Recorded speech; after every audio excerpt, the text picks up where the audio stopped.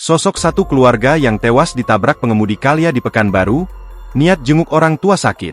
Korban yang tewas ditabrak mobil Calya di Pekanbaru, ternyata ingin menjenguk orang tua yang sakit. Adapun korban meninggal dunia satu keluarga yakni Anton Sujarwo, Afrianti dan Aditya Aprilio Anjani yang merupakan ayah, ibu dan anak lelaki. Anton diketahui bekerja sebagai security, sementara Afrianti adalah ibu rumah tangga. Dalam kecelakaan maut itu Afrianti dan anaknya tewas di lokasi kejadian, sedangkan Anton meninggal di rumah sakit.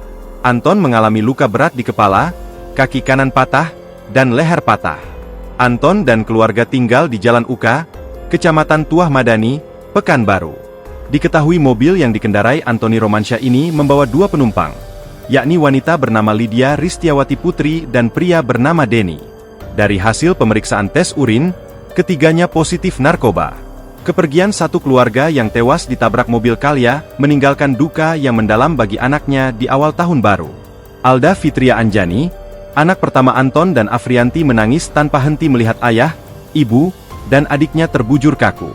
Tahun baru menjadi momen duka mendalam bagi Alda, yang kehilangan kedua orang tua dan adiknya sekaligus.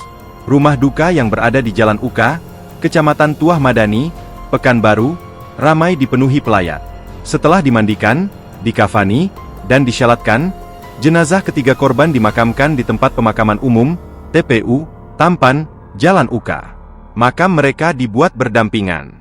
Marsono, salah satu keluarga korban, mengatakan keluarga tersebut rencananya hendak berangkat ke Kecamatan Lirik, Kabupaten Indragiri Hulu, Inhu, Riau, untuk menengok keluarga suaminya. Alda tidak ikut dalam perjalanan tersebut karena tinggal bersama saudaranya.